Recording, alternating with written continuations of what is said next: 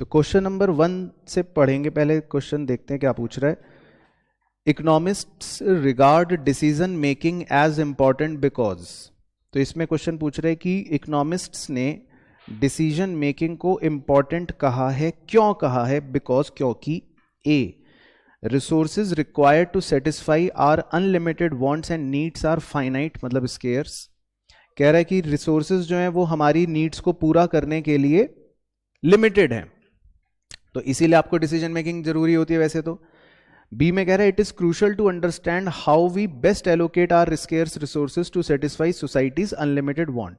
कह रहा है कि ये जरूरी है कि हम अपने लिमिटेड रिसोर्सेज को कैसे सोसाइटी की अनलिमिटेड वांट्स की जरूरतों को पूरा करने के लिए लगाएं, इसलिए ये भी वैसे डिसीजन मेकिंग के लिए जरूरी होता है। और रिसोर्सेज हैव ऑल्टरनेटिव यूजेस, क्योंकि एक रिसोर्स को आप तरह तरह से यूज कर सकते हो, चाहे तो उस पर जमीन पर होटल बना सकते हो, चाहे जमीन पर आप स्कूल बना सकते हो, तो आपको डिसीजन मेकिंग करने के लिए ये भी इंपॉर्टेंट होता है। तो basically all of the above, तो इसका आंसर आप डी लिख सकते हो, बुक में चाहे मार्क मत करना ताकि आपको बाद में भी रिवीजन करने मौका मिले। फिर सेकंड क्वेश्चन कह रहा है बिजनेस इकोनॉमिक्स इज, तो हमने पढ़ा था ना बिजनेस इकोनॉमिक्स होती है, इकोनॉमिक्स और बिजनेस की प्रैक्टिकल बातों को इंटीग्रेट कर देते हैं। तो ए में कह रहे हैं abstract and applies the tools of microeconomics. B में कह रहा है involves practical application of economic theory in business decision making.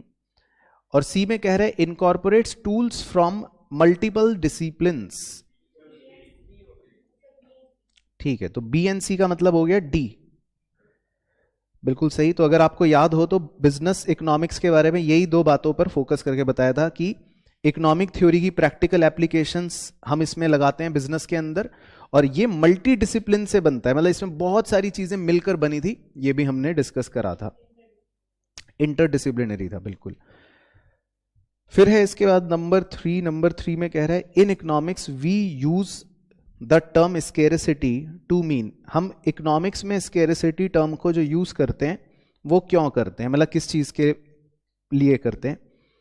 A, absolute scarcity and lack of resources in less developed countries. B, relative scarcity, that is scarcity in relation to the wants of the society. C, scarcity during the times of business failure and natural calamities. और D, scarcity caused on account of excessive consumption by rich. तो basically चलो मैं बता देता हूं आपको, बच्चे answer तो बता रहे हैं। जो इसमें डी ऑप्शन है कि रिच लोग जब ज्यादा कंज्यूम करते हैं उससे स्केरसिटी हो जाती है, ये तो इकोनॉमिक्स में हम ऐसा नहीं करते। सी में कह रहे हैं कि अगर कोई बिजनेस फेल हो जाता है उस टाइम पर स्केरसिटी होती है, हम वो भी डिस्कस नहीं करते। बाकी ए और बी जो है वो थोड़ा सा क्लोज हैं, क्योंकि इसमें ए में भी कह रहे हैं रिसोर्सेज की कमी है और बी में भी कह रहा है कि सोसाइटी की वांट्स के रिस्पेक्ट में रिसोर्सेज की कमी है। लेकिन हम जो स्केरसिटी पढ़ते हैं वो कौन सी वाली पढ़ते हैं? रिलेटिव स्केरसिटी पढ़ते हैं। रिलेटिव का मतलब होता है जब हम कंपेयर करते हैं, मतलब हम इन कंपैरिजन पढ़ते हैं, यानी कि हम कहते हैं कि ह्यूमन वांट्स तो बहुत सारी हैं, ह्यूमन वांट्स कितनी हैं? बहुत सारी, अनलिमिटेड। उसके कंपैरिजन में जो हमारे रिसोर्सेज हैं वो कम है या लिमिटेड है। तो इसीलिए स्केरसिटी का कॉन्सेप्ट जो हम इकोनॉमिक्स में पढ़ते हैं वो हम किस संदर्भ में पढ़ते हैं? रिलेटिव स्केरसिटी पढ़ते हैं बेसिकली। उसके बाद है फोर्थ में कह रहा है, पूछ रहा है what implications does resource scarcity have on satisfaction of wants. कह रहा है कि भाई जब आपके रिसोर्स स्केर्स हैं, कम हैं, तो इसका क्या प्रभाव पड़ेगा आपके वांट्स के सेटिस्फैक्शन पर। ए में कह रहा है not all wants can be satisfied. B में कह रहा है we will never be faced with the need to make choices, तो ये तो गलत है। सी में कह रहा है we must develop ways to decrease our individual wants, ये भी गलत है, इच्छाएं तो कम नहीं हो सकती। और डी में कह रहा है discovery of new natural resources is necessary to increase our ability to satisfy wants, तो ये भी गलत कह रहा है।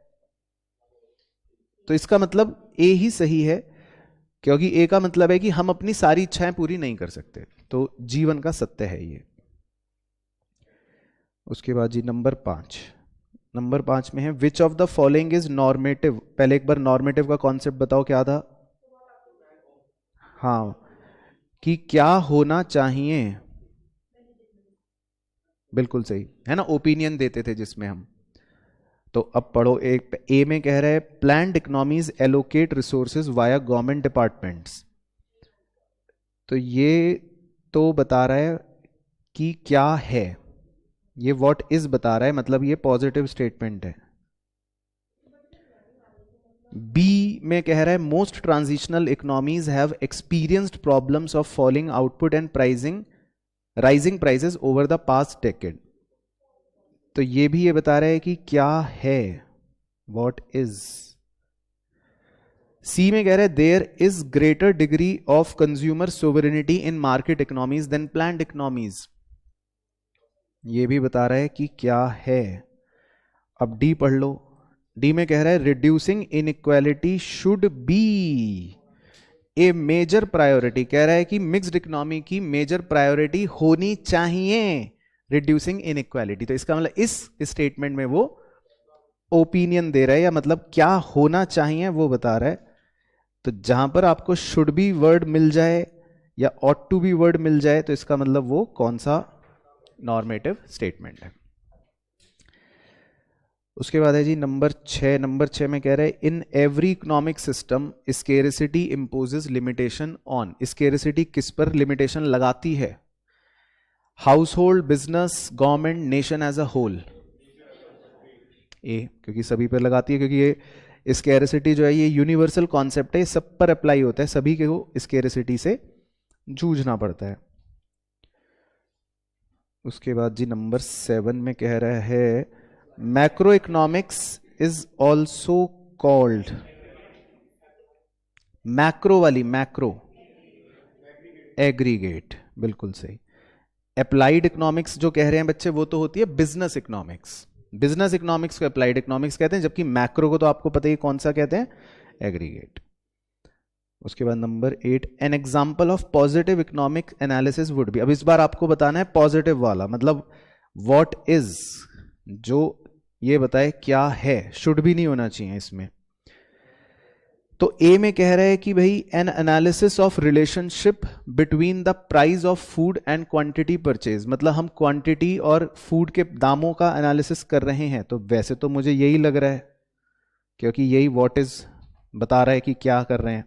बी में कह रहे हैं determining how much income each person should, तो ये तो नॉर्मेटिव हो गया। उसके बाद सी में कह रहे हैं determining the fair price for food. Fair का मतलब है कि भाई खाने का सही दाम बताना चाहते हैं हम, तो इसका मतलब ये भी नॉर्मेटिव है, क्योंकि हम ये कह रहे हैं कि खाना कितने का होना चाहिए। ये भी हम ओपिनियन बता रहे हैं कि भाई फेयर प्राइस रखो खाने का। और डी में कह रहे हैं deciding how to distribute the output of the economy.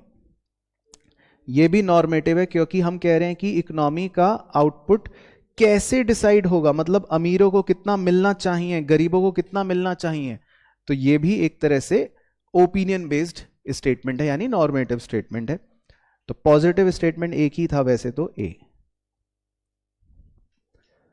उसके बाद जी नंबर 9 बच्चे बता सकते हैं। नंबर 9 में कह रहा है A study of how increase in corporate income tax rate will affect the national employment rate is example of. Simple, क्योंकि हम इसमें पूरे नेशन एज अ होल की बात कर रहे हैं। उसके बाद नंबर 10 में पूछ रहा है which of the following does not suggest A macro approach for India. इनमें से पूछ रहे हैं कि क्या मैक्रो नहीं है, आपको यह बताना है क्या मैक्रो नहीं है। ए में लिखा है determining the GNP of India, ये तो है, इंडिया की बात हो गई। Finding the causes of failure of ABC limited, अब हम एक इंडिविजुअल यूनिट की बात कर रहे हैं, तो इसका मतलब यही मैक्रो नहीं है, ठीक है। बाकी अगर आप सी और डी भी देखोगे तो वो मैक्रो ही है, क्योंकि सी में भी इंडिया की बात कर रहा है और डी में भी पूरे इंडस्ट्री की बात कर रहा है, जिसका लार्ज स्केल एम्प्लॉयमेंट पर प्रभाव पड़ रहा है। उसके बाद जी 11 में क्या कह रहा है, राम कह रहा है my corn harvest this year is poor. Ram कह रहा है मेरी इस बार जो कॉर्न फसल थी वो खराब हुई। कृष्ण कह रहा है don't worry, price increase will compensate for the fall in quantity supplied. Krishna कह रहा है प्राइस बढ़ जाएंगे तो उससे कॉम्पनसेशन हो जाएगा। विनोद कह रहा है कि climate affects crop yields. Vinod कह रहा है कि क्लाइमेट का भी प्रभाव पड़ता है क्रॉप यील्ड्स पर। और मधु कह रही है the government ought to, government को करना चाहिए हमारी इनकम को गारंटी। तो क्वेश्चन पूछ रहा है कि बताओ कॉन्वर्जेशन में किसने नॉर्मेटिव स्टेटमेंट दिया? मधु। ठीक है, कीवर्ड दिख गया अपने को मधु में, तो इसका मतलब नॉर्मेटिव स्टेटमेंट दिया मधु ने। यहां तक ओके क्वेश्चन? याद आ गया ना चैप्टर 1? उसके बाद क्वेश्चन नंबर 12 पढ़ने तो दो। तो क्वेश्चन नंबर 12 में कह रहा है consider the following and decide which if any economy is without scarcity. तो पहले तो वैसे क्वेश्चन जो है यहीं पे हाइपोथेटिकल हो गया। वो कह रहा है कि बताओ कौन सी इकोनॉमी विदाउट स्केरेसिटी होती है। तो दुनिया के अंदर कोई भी इकोनॉमी ऐसी नहीं होती जो विदाउट स्केरेसिटी हो। तो इसीलिए आपने जल्दी आंसर बता दिया कि sir none of the above, क्योंकि दुनिया में कोई भी इकोनॉमी ऐसी नहीं होती जिसमें स्केरेसिटी ना हो। हर इकोनॉमी में स्केरेसिटी होती ही है। उसके बाद 13 में कह रहा है which of the following is not a subject matter of micro. भाई इसमें माइक्रो का सब्जेक्ट मैटर क्या नहीं है वो बताना है। प्राइजेस ऑफ मैंगोज, ये तो है क्योंकि हम प्रोडक्ट का प्राइस निकाल रहे हैं। Cost of producing A fire truck for the fire department of Delhi India. तो हम एक फायर डिपार्टमेंट के लिए उनकी कॉस्ट निकाल रहे हैं ट्रक की। तो कॉस्ट निकालना भी आप माइक्रो में ही पढ़ते हो। सी में कह रहा है quantity of mangoes produced for mango market. ये आप सप्लाई कि कितने मैंगो बनाओगे ये भी आप माइक्रो में पढ़ते हो। और वैसे तो डी में ही आ गया नेशनल इकोनॉमी, तो यही मैक्रो है, इसका मतलब ये माइक्रो नहीं है। उसके बाद है जी next 14th, the branch of economic theory that deals with the problem of allocation of resource. Simple, microeconomics, क्योंकि माइक्रो इकोनॉमिक्स में ही हम ये एलोकेशन ऑफ रिसोर्सेज की समस्या पढ़ रहे होते हैं। उसके बाद 15th में पूछ रहा है which of the following is not the subject matter of business economics. मतलब कि ये हमारा एक टॉपिक था main, subject matter of business economics. तो कह रहे हैं इनमें से क्या सब्जेक्ट मैटर नहीं है। Should our firm be in business, क्या हमें ये बिजनेस करना चाहिए, ये तो है, ये सवाल आता है। How much should be produced and at what price should be kept, ये भी सवाल आता है कि भाई कितना बनाएं और क्या दाम रखें। How will the product be placed in the market, हम अपने प्रोडक्ट को मार्केट में कैसे प्लेस करेंगे, ये भी बिजनेस इकोनॉमिक्स में आता है। एक हमने वो भी करी थी हाइपोथेटिकल स्टडी, कृष्णा मूर्ति वाली, ऐसा कुछ था। और हाँ, और उसमें था फिर, और चौथा पूछ रहा है how should we decrease the unemployment in the economy, बेरोजगारी हम देश में कैसे कम करेंगे। तो ये बिजनेस इकोनॉमिक्स से लेना देना नहीं है ना, ये तो मतलब मैक्रो कह सकते हो या एक कुछ मॉरल या एथिकल बेस्ड टॉपिक हो गया ये तो। उसके बाद 16, विच of the following is normative. बताओ जी, दोबारा से नॉर्मेटिव बताना है कि मतलब किसमें शुड बी या ऑट टू बी या ऐसी ओपिनियन वाली बातें कर रहा है। वैसे तो अब नजरें सीधा शुड बी पे चली जाती हैं, है ना, तो जहां शुड बी दिख गया तो वही आंसर हो गया वैसे तो। अच्छा, मजेदार बात यह है कि दो ऑप्शन भी नहीं हो सकते, तो एक ही आंसर होगा अनलेस एंड अनटिल वो ऑप्शन में ऐसा D B and C both करके कुछ। उसके बाद 17 है which of the following would be considered a topic of study in macro. तो आपको मैक्रो की स्टडी का बताना है कि कौन सा टॉपिक होगा। The effect of increase in wages on the profitability of cotton industry. तो एक इंडस्ट्री की बात हो रही है, मतलब ये माइक्रो हो गया वैसे तो। Effect of steel prices when more steel is imported, तो ये भी माइक्रो की बात हो गई क्योंकि हम एक प्रोडक्ट के दाम की बात कर रहे हैं। Effect of an increasing inflation rate on the living standards of people in India, तो यहां पर हम होल की बात कर रहे हैं क्योंकि हम कह रहे हैं महंगाई का असर लोगों पर जो भारत में रहते हैं क्या पड़ेगा। तो ये इसका मतलब स्टडी कौन सी हो गई, मैक्रो की हो गई। ठीक है, और लास्ट पॉइंट है effect of increase in price of coffee, तो यहां पर कॉफी और टी की प्राइस और डिमांड का रिलेशन पूछ रहा है, तो इसका मतलब ये भी माइक्रो की हो गई, है ना, हमने डिमांड में पढ़ते हैं। चलो उसके बाद है जी 18th, difference between positive and normative economics is, कह रहा है कि पॉजिटिव और नॉर्मेटिव इकोनॉमिक्स में क्या अंतर होता है। ए में कह रहा है positive economics explain the performance of economy while normative economics find out the reason for poor performance, तो ये तो वैसे कुछ नहीं है लग रहा सही। बी में कह रहा है positive economics describes the facts of the economy while normative economics involves evaluating whether some of these are good or bad for the welfare of people, तो ये वैसे तो ठीक लग रहा है, फिर भी मैं एक बार जल्दी से सीओडी पढ़ रहा हूं। Normative economics deals with the facts, तो ये तो यहीं गलत हो गया। और डी में कह रहा है positive economics prescribes while normative economic describe, ये भी यहीं गलत हो गया, उल्टा दे रखा है। तो बी ही बिल्कुल सही दे रखा है, क्योंकि हम पॉजिटिव इकोनॉमिक्स में बात करते हैं फैक्ट्स की और नॉर्मेटिव इकोनॉमिक्स में हम इवैल्यूएशन की बात करते हैं, भाई क्या सही है क्या गलत है, इवैल्यूएट करते हैं। उसके बाद जी 19th, which of the following is not in the scope of business economics, बिल्कुल सही, तो हमने पढ़ रखा है। बिजनेस इकोनॉमिक्स के अंदर क्या नहीं आता, अकाउंटिंग स्टैंडर्ड, क्योंकि इसके लिए तो आपको अलग से मुंशी बनाया जाता है अलग सब्जेक्ट के अंदर, अकाउंट्स के अंदर, तो उसका बिजनेस इकोनॉमिक्स से कोई लिंक नहीं है। उसके बाद 20 में कह रहा है which of the following statement is incorrect, मतलब आपको यह बताना है कि क्या गलत है। पढ़ तो ने तो दो, business economics is normative in nature, ये तो सही है। बी में कह रहा है business economics has close connection with statistics, ये भी सही है, पढ़ा था। सी में कह रहा है business economist need not worry about macro variables, तो यही गलत है। कह रहा है बिजनेस इकोनॉमिस्ट को मैक्रो वेरिएबल्स की कोई चिंता नहीं होती, बल्कि बहुत चिंता होती है उसको, तो ये स्टेटमेंट गलत है। बाकी अगर आप डी भी पढ़ोगे तो डी भी सही है।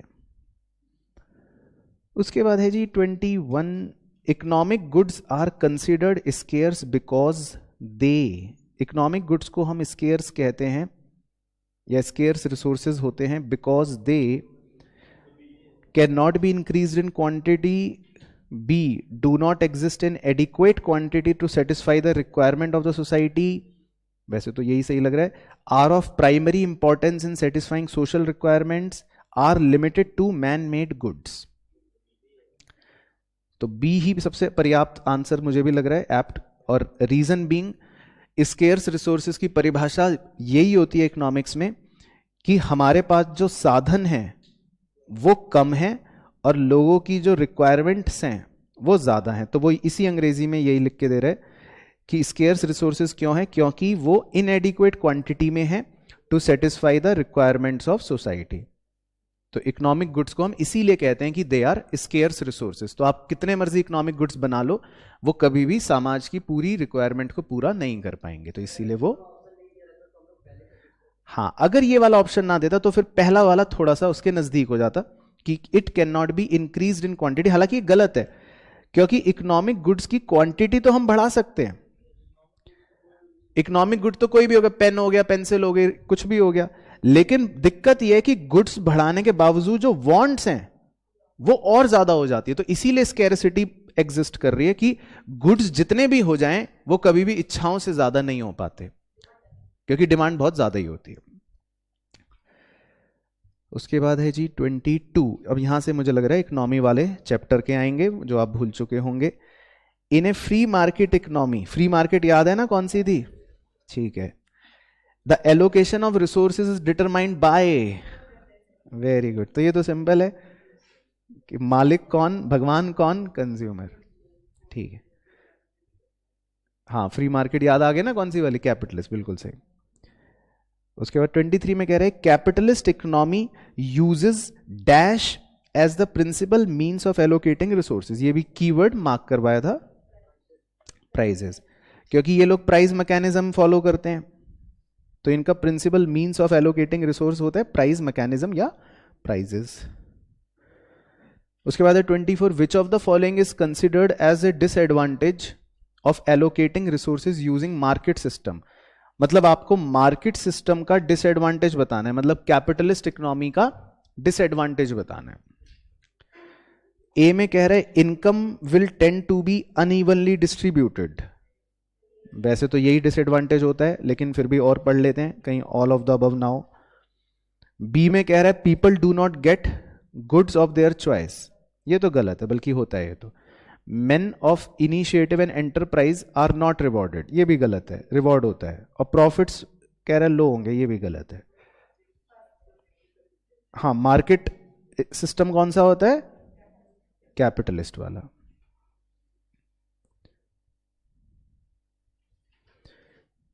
तो इसमें सबसे बड़ा लिमिटेशन यही है डिसएडवांटेज की, लोगों की इनकम अनइवनली डिस्ट्रीब्यूटेड रहेगी। उसके बाद 25 में क्या कह रहा है जी, which of the following statement does not apply to market economy. तो मार्केट मतलब कौन सी? कैपिटलिस्ट। तो क्या अप्लाई नहीं होता ये पूछ रहा है। A firm decides whom to hire and what to produce, ये तो होता है क्योंकि फर्म जो मर्जी करे। Firm aim at maximising profit, ये भी होता है। Household decide which firms to work for and what to buy with their incomes, हाँ ये भी होता है, हाउसहोल्ड जो मर्जी चाहे, मतलब कंज्यूमर भगवान है। डी कह रहे हैं government policies are primary forces, तो ये शक्ल से ही गलत हो गया क्योंकि गवर्नमेंट का तो यहां कोई रोल ही नहीं। उसके बाद है नंबर 26 में, इन मिक्स्ड इकोनॉमी, अब मिक्स्ड का मतलब याद आ गया ना, वही दोनों का जिसमें कॉम्बिनेशन है, mixed economy, all economic decisions are taken by central authority. बताओ, all economic decisions taken by private entrepreneurs, नहीं, तो ये दोनों तो शक्ल से ही गलत। Economic decisions are partly taken by state and partly by private, तो ये तो सिंपल है, ठीक है। उसके बाद 27, the central problem in economics is that of, central problems पूछ रहा है इकोनॉमिक्स की, क्या है, हमने पढ़ी हुई थी। A comparing the success of command versus market economies, तो ये तो ऐसा कुछ भी नहीं होती सेंट्रल प्रॉब्लम, तो है ना। कह रहा है कि भाई कमांड मतलब कौन सी? सोशलिस्ट, और मार्केट मतलब कौन सी? कैपिटलिस्ट। कह रहा है कि हम इनकी सक्सेस को कंपेयर करते हैं, तो ऐसा थोड़ी ना होता है कुछ। उसके बाद बी में कह रहे हैं guaranteeing that production occurs in most efficient manner, ये है सेंट्रल प्रॉब्लम? नहीं। Guaranteeing a minimum level of income for every citizen, ये है सेंट्रल प्रॉब्लम? नहीं। Allocating scarce resource in such a manner that society की अनलिमिटेड वांट्स को best possible manner में satisfy करे, तो यही सेंट्रल प्रॉब्लम होती है। What to produce, how to produce, for whom to produce. A वाला कह रहा है कि सोशलिस्ट और मार्केट इकोनॉमी की सक्सेस को हम कंपेयर करते हैं, तो क्या ये होती है सेंट्रल प्रॉब्लम? नहीं होती ना, तो बस शक्ल से गलत, नहीं होती। तो वो पूछ रहे हैं सेंट्रल प्रॉब्लम क्या होती है, तो सेंट्रल प्रॉब्लम क्या होती है कि हम अनलिमिटेड वांट्स को पूरा करने के लिए कैसे अपने लिमिटेड रिसोर्सेज को एलोकेट कर रहे हैं। चलो, ये तो बहुत ही सिंपल लग रहा है। 28 में तो कह रहा है कैपिटल इंटेंसिव टेक्निक आप कहां इस्तेमाल करोगे? A labour surplus economy where relative price of capital is lower, या B capital surplus economy where relative price of capital is lower, C developed economy where technology is better, D developed economy where technology is poor. चलो, तो इसमें बच्चों के भिन्न भिन्न answer आ रहे हैं, इसका मतलब बढ़िया क्वेश्चन है। तो कैपिटल इंटेंसिव टेक्निक इस्तेमाल की जाती है जहां पर पहली बात तो यह कि बहुत मात्रा में कैपिटल मिले, और वहां पर इतनी मात्रा में कैपिटल मिल रहा है कि कैपिटल का दाम वहां पर क्या है? कम है, सस्ती है, तो आसानी से आपको मशीनें मिल जाती हैं। जैसे जापान हो गया, तो वो पूरी की कंट्री के अंदर ही इतनी ज्यादा कैपिटल सरप्लस इकोनॉमी है, तो वहां पे बड़ी आसानी से कैपिटल मिल भी जाती है और सस्ती भी मिल जाती है। तो ऐसी जगह पर हम कैपिटल इंटेंसिव टेक्निक का इस्तेमाल करेंगे। बाकी ए इसलिए नहीं होगा क्योंकि जहां पर लेबर आपको ज्यादा मात्रा में मिल रही है जिस इकोनॉमी में, तो वहां पर तो फिर हम लेबर से ज्यादा काम करवाते हैं, सस्ती होगी, बिल्कुल सही। और सी में कह रहा है डेवलप्ड इकोनॉमी, जहां पर टेक्नोलॉजी बेहतर है। तो भाई क्या पता वहां पे टेक्नोलॉजी 5 करोड़ की मिल रही हो, बेहतर तो है, तो ले लोगे क्या आप? तो हमको तो कॉस्ट पे फोकस करना होता है ना, हाउ टू प्रोड्यूस में कीवर्ड भी था कॉस्ट एफिशिएंट। तो लेबर कैपिटल सरप्लस इकोनॉमी के अंदर कैपिटल के दाम कम होते हैं, तो इसीलिए आप कैपिटल वहां पर ज्यादा इस्तेमाल कर लोगे। उसके बाद जी 29 में क्या कह रहा है? 29 में है which of the following is not one of the 4 central questions that the study of economics is suppose to answer. तो आपको यह बताना है कि इनमें से कौन सी प्रॉब्लम नहीं है जो हमने 4 समस्याएं पढ़ी थी। तो ए में तो कह रहा है कि हु प्रोड्यूसेस व्हाट, मतलब क्या बनेगा। बी में कह रहा है when the goods are produce, कब बनेगा, यही नहीं है वैसे तो। हु कंज्यूम्स व्हाट, किसके लिए बनेगा, ये भी है। और हाउ, कैसे बनेगा। तो क्या, कौन, कैसे तो है, कब नहीं है। तो यही नहीं है कि व्हेन गुड्स आर प्रोड्यूस्ड। उसके बाद है जी 30 में कह रहा है larger production of dash goods would lead to higher production in future. कौन से गुड्स बनाने से, बिल्कुल सही है ना। तो सिंपल है, ज्यादा प्रोडक्शन भविष्य में होगा कैपिटल गुड्स, क्योंकि कैपिटल गुड्स का मतलब होता है मशीनें, इक्विपमेंट्स, ये सारी चीजें। उसके बाद 31 में कह रहा है the economic system in which all the means of production are owned and controlled by private individual for profit. ठीक है, तो सिंपल है ये तो, कैपिटलिस्ट या कैपिटलिज्म। उसके बाद 32 macro economics is the study of macro all aspects of scarcity, तो होगा नहीं, वो तो माइक्रो का हो गया।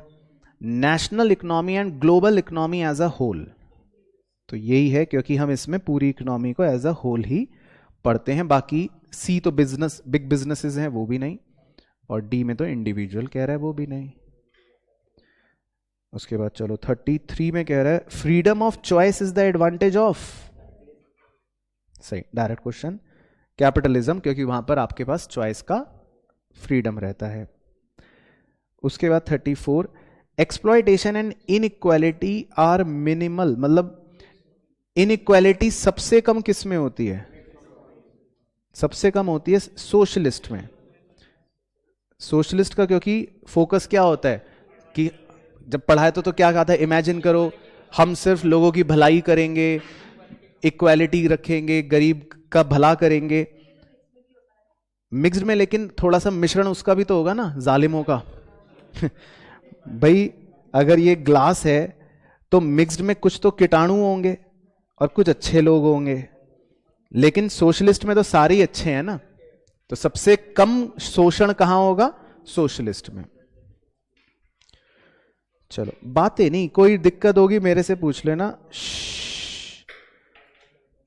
उसके बाद 35 ये बताया था वैसे आपको। Administered prices refer to, administered prices किसे कहते हैं? ए में कह रहा है prices determined by forces of demand and supply, नहीं। Prices determined by seller in the market, नहीं। Prices determined by external authority which is usually government, yes sir. तो ये याद है ना, सरकार जो प्राइस निर्धारित करती है उसी को हम बोलते हैं एडमिनिस्टर्ड प्राइजेस। उसके बाद है जी 36 में कह रहा है in economics the central economic problem means output is restricted to the limited availability of resources. वैसे तो ये लग रहा है शक्ल से तो। बी में कह रहा है consumer do not have as much money as they would wish. तो ये तो इकोनॉमिक प्रॉब्लम नहीं है कोई ऐसी कि आपको पैसे नहीं है। There were always be certain level of unemployment, ये भी कोई सेंट्रल प्रॉब्लम नहीं है। Resources are not always allocated in an optimum way, तो ये भी कोई इकोनॉमिक प्रॉब्लम हमने नहीं पढ़ी, हो तो अलग बात है। तो हमने तो यही पढ़ा है कि जो हमारे पास आउटपुट है वो रिस्ट्रिक्टेड है to the limited availability of resources. तो हम सारे लोगों को सेटिस्फाई नहीं कर सकते क्योंकि हमारे रिसोर्सेज लिमिटेड हैं। उसके बाद 37 ये याद करना है आपको, scarcity definition of economics is given by Robinson. तो इस अर्थशास्त्री का नाम था रॉबिन्सन। एडम स्मिथ तो अभी आगे आएंगे। 30 the definition science which deals with the wealth of nation was given by, ठीक है, एडम स्मिथ। तो ये भी हो गया जी। उसके बाद 39 विच of the following is not one of the features of capitalist economy. तो आपको ये बताना है कि कैपिटलिस्ट इकोनॉमी का क्या फीचर नहीं है। राइट ऑफ प्राइवेट प्रॉपर्टी तो है, फ्रीडम ऑफ चॉइस भी है, no profit no loss motive नहीं, ये गलत है, क्योंकि कैपिटलिस्ट में तो प्रॉफिट के लिए काम करते हैं, बिल्कुल सही। उसके बाद 40 there is need of economic study because, कह रहा है कि भाई आपको इकोनॉमिक की स्टडी करनी पड़ती है, क्यों। ए में कह रहा है रिसोर्सेज आर लिमिटेड, ठीक है। बी में कह रहा है वांट्स आर अनलिमिटेड, ठीक है। और सी में कह रहा है रिसोर्सेज आर अनलिमिटेड, ये तो गलत हो गया, ठीक है। तो बोथ ए एंड बी, क्योंकि हमारे रिसोर्सेज लिमिटेड हैं, ये बात भी सही, और क्योंकि इच्छाएं अनलिमिटेड हैं, ये बात भी सही। तो इसीलिए आपको इकोनॉमिक स्टडी पढ़नी पड़ती है। उसके बाद है जी 41 the benefit of economic study is, बताओ इकोनॉमिक स्टडी का फायदा क्या है। It ensures that all the problems will be appropriately tackled, नहीं। It helps in identifying problems, नहीं। It enables to examine a problem in its right perspective. तो ये आपको मार्क करवाया था उस समय, कीवर्ड्स करवाए थे कि भाई इकोनॉमिक स्टडी का ये मेन बेनिफिट होता है कि हम किसी भी प्रॉब्लम को एग्जामिन कर सकते हैं उसके सही नजरिए से। अगर ये ऑप्शन नहीं होता तो फिर ये क्वेश्चन भी नहीं आता, क्योंकि इफ एंड बट पे सवाल नहीं चलते। भाई अगर मेरी चाची की मूछें होती तो फिर मैं उसको चाचा कहता, फिर तो ये वाली बात हो गई। तो अगर मगर से सवाल नहीं बनेंगे, अगर वो ऑप्शन नहीं होता तो वो क्वेश्चन भी नहीं आता। चलो 42 कैसे पता, ए पढ़ भी लिया सवाल। मैनेजेरियल इकोनॉमिक्स बताओ क्या होती है, ठीक है। तो ए में क्या लिखा है, पढ़ने दो। Is applied economics that फिल्स the gap between economic theory and business practice. तो ये तो ठीक है, एग्जैक्ट सिंपल। उसके बाद 42 में 42 हो गया। 43 में कह रहा है which of the following statement is correct. आपको बताना है कि क्या सही है। Micro economics is important study for study of a particular house hold and a particular firm, ये ठीक है। माइक्रो इकोनॉमिक्स में हम इंडिविजुअल फर्म और इंडिविजुअल हाउस होल्ड की स्टडी करते हैं।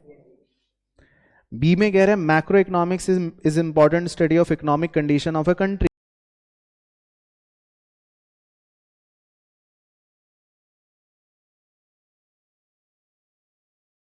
उसके बाद 44 में क्या कह रहा है, mister Satish hired a business consultant to guide him for the growth of his business. The consultant visited his factory and suggested some changes with respect to staff appointment, loan availability and so on. Which approach है, micro, बिल्कुल से, क्योंकि वो individual unit में गया और वहां से रिलेटेड वो जो भी उसके बारे में कंसल्टेंसी देगा तो वो उसी यूनिट के लिए ही रिस्ट्रिक्टेड रहेगी। 45 आसान लग रहा है शक्ल से। Profit motive is a merit of capitalist, ठीक है। और 46 last question, dash is called command economy.